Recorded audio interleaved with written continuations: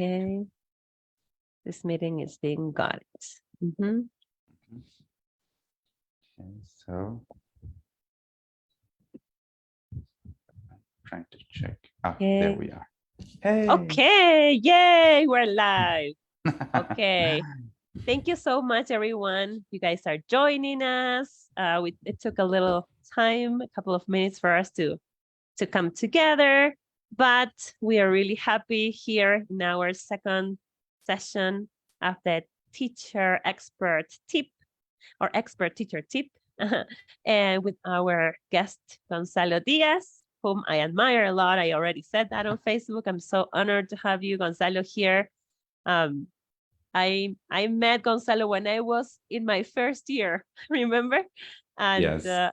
I am so happy I have you here today, Gonzalo. You want to talk a little bit about you so the audience can learn more All about right. who you are and what you do? All right, good. First of all, well, I'm wearing this t-shirt. Sorry, it's kind of informal. Sorry, but it's too hot today here in Tucumán. I live in the north of Argentina. Lorena lives a little bit even closer to our neighbor country. But well, here in Tucumán, it's really hot today. It's really humid, and well, I'm really happy to have this chance to meet you and to talk a little bit. First of all, well, I would like to introduce myself. Well, my name is Gonzalo. I'm a teacher of English here in Tucumán. I work at a primary, secondary, and a tertiary level institution. And I also run this little venture called Oops, and the dogs are here. Sorry, so sorry. My dogs were here with me. And well, I've been working as a teacher for almost 25 years. I started very young. And one of the things that I have always treasured is this idea of connecting to students, okay? To have this chance to connect to students and to connect to other teachers too, and to connect to families too. Because, well, it seems that connection is vital when we're talking about education. Sometimes we think that it's only being in front of the classroom and that's all, like we are just transmitting knowledge to our students as if they were empty vessels, but well, it seems that they are not. It seems that they bring in a lot of things into the classroom, and it seems that we need to listen to what they are sharing in the classroom. So it's not that that's true. The teacher decides what to do in the classroom, but the teacher guides what is happening in the classroom. Okay, which is very, very much different.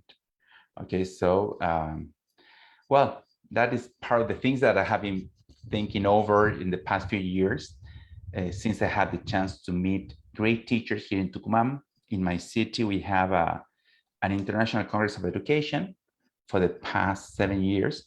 And it's been such a rewarding experience to work in the backstage of this Congress, because I had a chance to talk to lots and lots of speakers, presenters for this Congress in these different editions. Even we had online editions, okay? And above all, I thank all of them for teaching me, for inviting me to sit again as a student or to take the role of a student and learn again from all of them. So, well, I would try to share a little bit about that, okay? Yes, that's great. Okay. And I think that's one of the key points for this session and the spirit of all this, that as teachers, we never stop learning. We always enrich each other, collaborate, inspire each other, support each other in ways that can help us improve our teaching strategies, our teaching practice, and connect with your students like you mentioned before. Yes, I hope that you can, I don't know if you're seeing my screen or not. Yes, we can see it now. Okay, good. Okay. Well, one of the things that I've been, sorry, just a second. Let me see if that's better. Probably you can, yes, this is much better. Yes. Okay, yes. Well, one of the things that I would like to talk about is that this idea that we generally, as a teachers, we have been trained to be alone in front of the classroom, okay? That's part of the things that we have learned, okay? It's you, students, and that's it, okay? But as I said, I learned a lot during these congresses, and one of the things that I have that has been an innovation to me is this idea that we can destroy the walls of our classrooms and connect with others, okay? And sometimes we feel like education is, okay, I don't know, first we thought that it was like going into the jungle, okay? That we could, I don't know, we had to tear down all the vegetation around so students can learn something new, but it's been really in a very different way, okay? Nowadays, it's like we are walking in the desert, okay? And we have to find water so we can feel better and our students can feel better, okay? It's like students are not exposed to language, only language, sorry, to knowledge as we had been previously. Or probably we cannot take all the knowledge that they bring in, and well, it's like different questions came up to my mind during the last few years. One of those was that, is education useful? Is what we do in the classroom useful? Okay, shall I just settle down and say, okay, good, that's it. I can't change what's going on in the classroom. I can't change what's happened to me in this job. Shall I change jobs? Shall I quit? Okay, shall I quit? Shall I just try to find something different to do in my life? Well, those were some questions that I had, like, let's say like 10 years ago. Okay, yeah, I had been working for a decade already. And so these questions started to come up to my mind, and well, I was wondering what to do.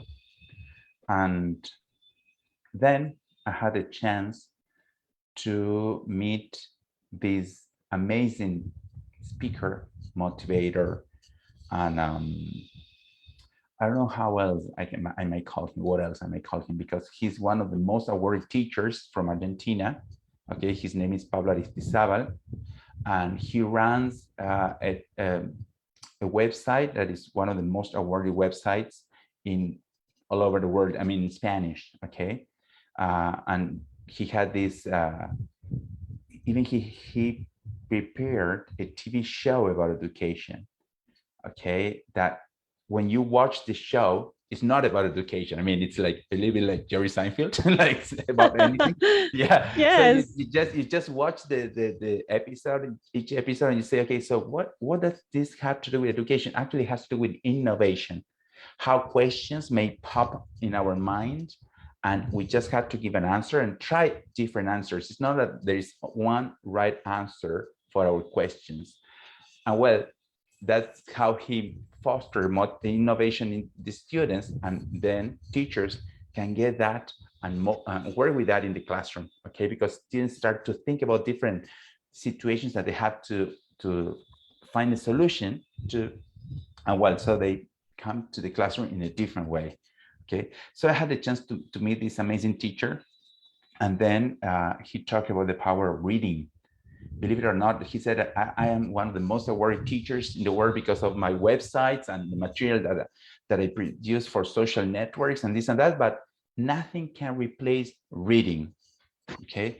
And nothing can replace parents reading to teachers. I almost forgot. Happy International Women's Day. Sorry. Okay, so Thank you. yeah. So and he said, we talk about the mother tongue because it's the language of the mothers that goes to the kid in the first instance, okay? And he said how powerful it is when mothers can read to their child, okay?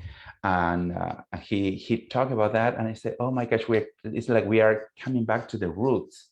It's not like we had to bring in something new all the time. No, we need to go back to the roots and give it in a new light or a new view to what is traditional, let's say, because we still need to connect, okay? So he was talking about connection with reading, connection with characters, connection with emotions and fiction, okay? And that's why reading is so important. That's why fiction is so important to be brought into the classroom. That's why, well, our storyscape is it has to do with our story. Okay, it's not just a name that they came up that sounded quite right, but actually it's that how we can interact with stories. Okay, some people talk about narratives, the power of narrative, how we can become part of the narrative of somebody else's. And well, that's how reading becomes fundamental for students, okay, for the classroom, for the teacher. Okay, it's not that we might bring a very strange story. I remember that once we had to work here in Tucumán, there was a book for kids that was horrible. I didn't like it. I'm not going to mention it, but I didn't. But imagine that when we had to take a look at the alphabet, they had images next to the letter, and the image for M, well, if here in Tucumán we have the mountain next to us, okay, next to the city. So you will think that, okay, the M is for mountain, and they chose to put M for mermaid. And kids had no idea what a mermaid was, okay, because they were not exposed to that story, to the Little Mermaid or something like that. And even the image was quite hard to be Not understood. clear. No, it was not clear at all. So, so I decided to change that. I said, okay, what might be similar to M? Okay, and we came up with the word mountain.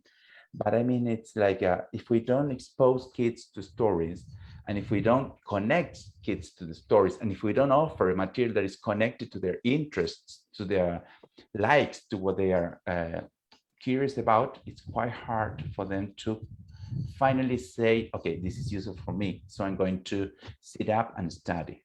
Okay. Makes sense. So yeah, and I loved listening to Pablo. I remember that it was like a little flame being ignited inside of me.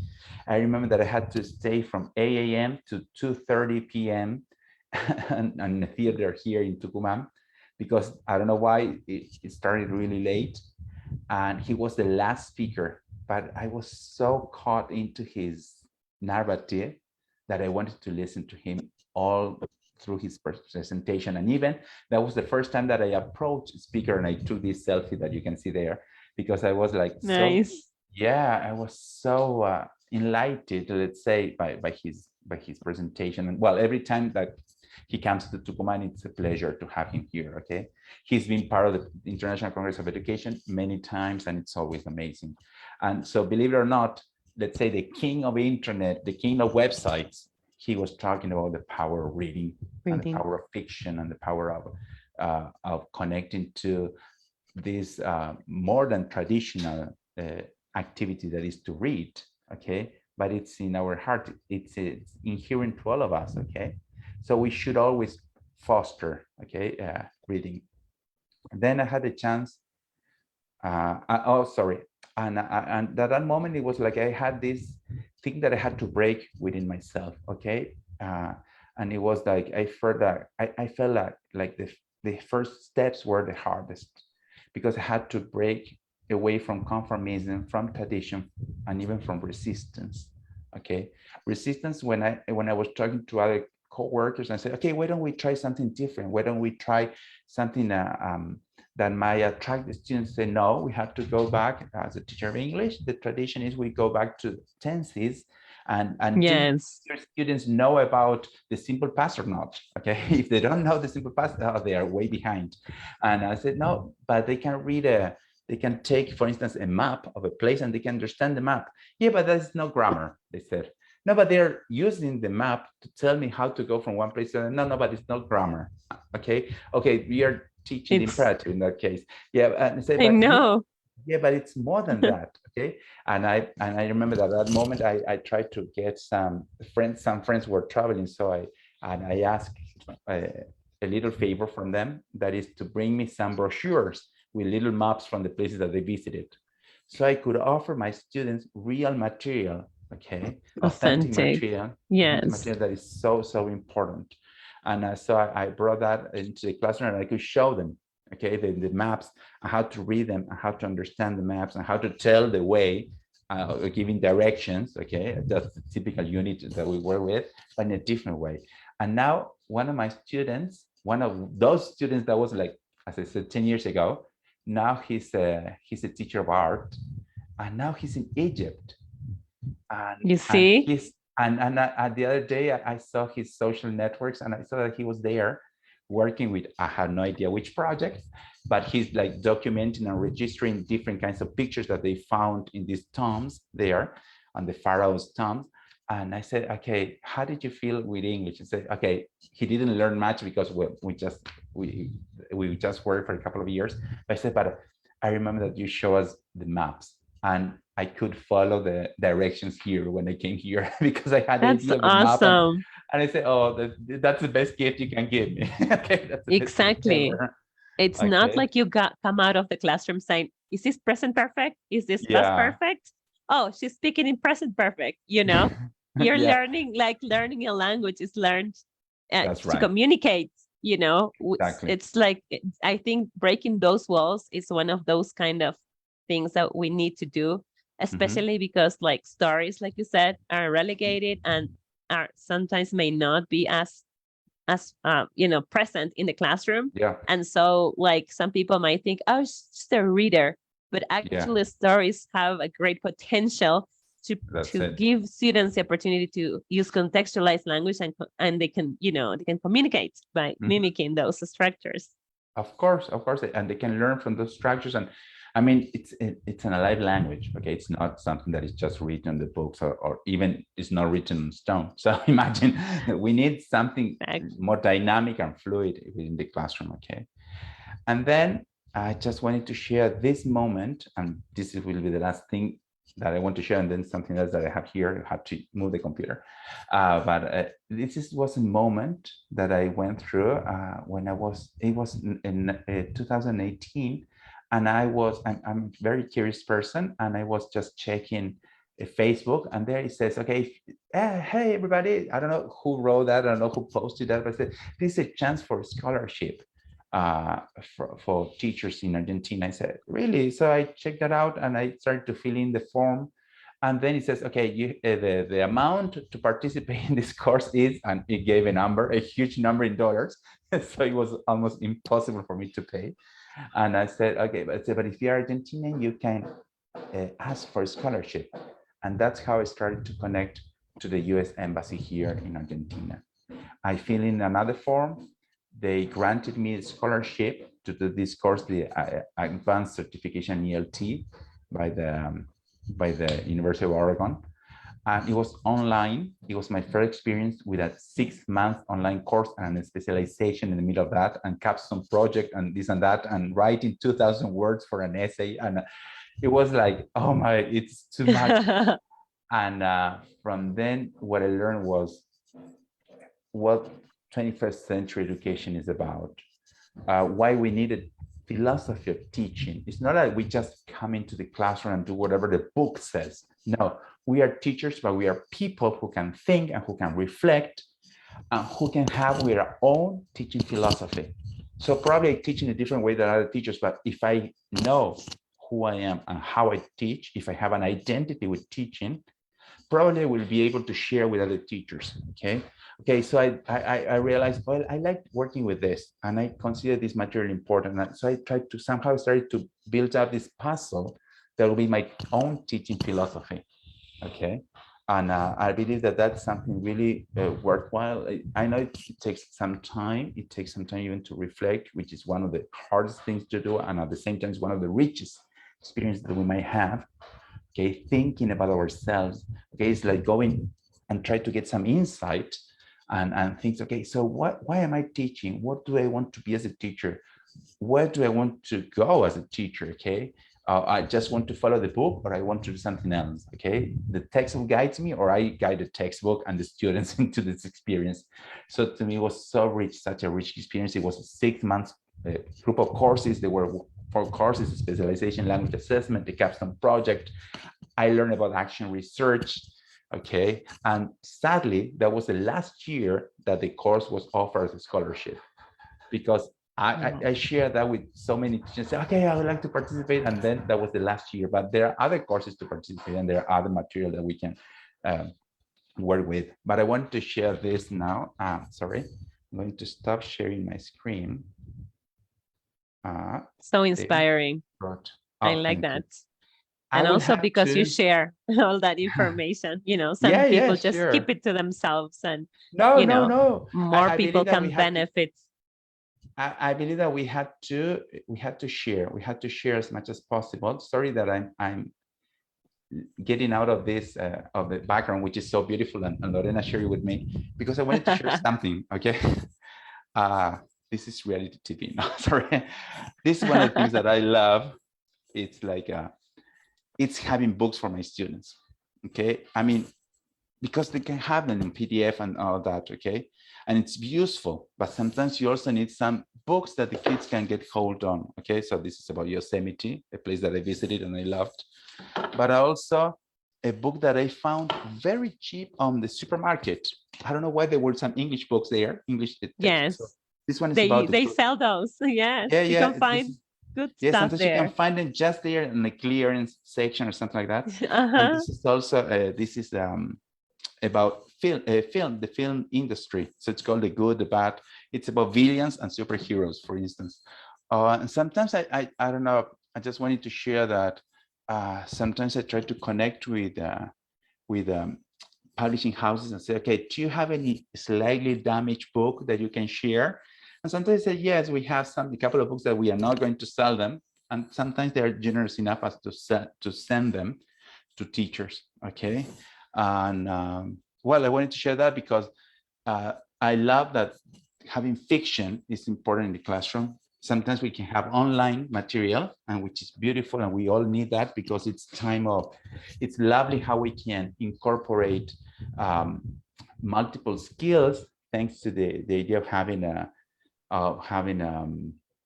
going back to the background. It's amazing how we can use the platform, okay, and have all the online material online, and how students can really learn from different opportunities that they have access in platforms, but they also need sometimes the material in their hands too. The Okay, physical so part. yeah, the physical thing that they can touch the book. Okay, this last summer I went with my kids to Buenos Aires. We visited one of the biggest, if it's not the biggest, comic store there. It's the biggest South American comic store. So we were so happy. Say, okay, we're going to take pictures with the comics in your hands. We're going to put on something from, I don't know, Star Wars or Marvel. And when we reached the place, they say, okay, you cannot touch anything. And it was full of signs everywhere. They say, okay, don't touch any book. Ask the helper who will show you. And the helpers had gloves on, and they opened the books for you, and you could see you cannot touch them. That was one of the saddest. Wow. One of the saddest. Okay, we wanted to go to this comic store. Okay, we waited for that, but when we reached the place, we could not touch the material, and that was horrible. Imagine if in class we bring in something beautiful and we show it to the students, say, okay, you can look at it, but you cannot touch it. But you Okay? cannot. Imagine that. Yeah. Imagine that. So we need the platform and we need the physical material too. Okay, so it's great when we can interact with both, let's say, formats of books, with both formats of fiction, both ways to see it. Okay, and we know that sometimes kids also, this idea that nowadays we have such variety of kids within our classroom. It means it's not like it's all the same. It's not a one plan for all. Okay, one format for all. No, we need to give variety. Yeah, and we need to customize the experience because students are asking for that, and they require that in order to have a richer experience. Okay. That's some of the things that I wanted to share with you. I love the pointers. I love the pointers of how we have to rethink education and how we have to be ready to break those walls and, like break also even the square format in which we might be used to work, and also just like trying different strategies and having our students, be more in charge of their learning by offering different options that might work for maybe one student or one group of students, but may not work for a different group of students. So this is Yes, something some people say that's a lot of work. It is at the beginning, it is a lot of work, but then it's like you have lots of resources at your hand, okay? It's just at the tip of your fingers, okay? So at first it's hard to find different resources, and it's hard to understand different learning styles, but that's how we live. I mean, that's how we walk around in our daily life, okay? We don't say, okay, I'm going to talk to these people because they are like this or they are like that. No, we had to talk to everyone, okay? We had to interact with different. everyone, okay? So Yes. it's part of our experience, and it's okay if we say sometimes, okay, let me get some time to find the right material. Or it is okay if we are honest with the students, say, okay, this material is the one that I could come up with, okay? So let's be patient until I find something different from the rest, okay? Or for some of you, or I could bring 2 choices. Probably next class I will be able to bring 3 choices, okay? Because sometimes we think like we have to bring 10 options just in the first day of class, and now we need some time to know the group. We need some time to see what works best for them. And even though our headmasters are just behind us and okay, you had to fill in this paper, it is important that we also try to share that with them, the idea that we are working our way into the classroom, okay?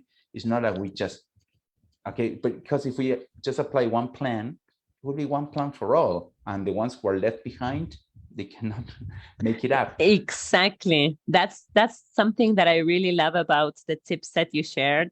It's like think education and our values, and whether or not it would be a great thing to break the walls of tradition and incorporate different perspectives, different strategies that might work for our students. One of the features that we have in our Storyscape is the ability for the teacher to edit any of the pages in our materials. So teachers can change, can add an activity, can make multiple pages for different, learning styles. They can print any of our pages, any of the stories. So if they want the physical aspect of that, they can do that. Students can touch it. Students can decorate and make their own versions of the book. They can create a puzzle with one scene of the story. You can print it out and just work on that. Okay, just work on that. Okay, let's work on and let's try to make a puzzle with that. Okay, this group can make out a puzzle for this other group. Okay, and they are getting into the story. Okay, different ways to come into the story, to be invited into the story. Okay, so it's not like, okay, some students do not get the idea until they catch it. Okay, exactly. Yes, yeah, it until clicks. they can feel it with their fingertips. Okay, it's not that you're going to, probably, I don't know, you can use a puppet, or you can use a page that you printed out, or you can invite them to intervene this page, this printout that you gave them, okay, that you handed out. But you can say, okay, here you have the scene from the story, for the story that we read last class. Okay, here you have the scene. What would you change? Okay, what do you think of the colors? And well, this is also has to do with literacy. Okay, taking literacy a little bit beyond that, only considering what it says, what is present there in the text, because text is almost everything. Okay, we have image as a text, we have the words. Sometimes we only get to the words and we forget about the context. Okay, and each story has a context. Okay, and having the chance to show them in a video, print them out, or print just one scene for them, it's precious experience for all of us. Okay, because that's another tip. If we don't enjoy the moment, students will not do it either. Okay, exactly. If you don't enjoy the moment, you don't enjoy. I remember that I had this literature workshop at a teacher training college, and I say, okay, we're talking about reading. Okay, what do you like to read? And say, okay, I don't like reading. One of the teachers said. One of the students there, she was a teacher, she was going to graduate a couple of months later. And I said, oh, that's so sad because you're missing so much. But it's okay. You don't like reading, but what about reading out loud for the student? Probably, okay. Reading out a poem, reading out a short story, reading out something that will invite the students to be part of the class. Well, I don't know. what she did after that. I don't know. I don't know if she You just changed her planting the mind or not. seeds. Yeah, but well, I tried to, and I remember that year it was by the end of the year I had brought many magazines from, you know, those subscriptions, those annual subscriptions that you pay for, National Geographic and other. And I remember I said, okay, I read some of these, and I'm not going to read all of them. I'm not going to read the 12 magazines just during summer. So I took the 12 magazines and some others that I had, and I brought it into the classroom and said, okay, these are for future teachers. Okay, you can take one or two. And some of them were so happy because they said those were the first English speaking magazines that they owned. They Well, had. yeah, that they Yes, could have in their own it hands and makes a say, okay, these are difference. mine. Yeah, and they could say, this material in English is mine now. I said, yes, I got it. I got it and I used it because I loved it. I loved using the pictures and I loved reading the text. But well, now it's time for the material to fly away, okay, just to go to another owner.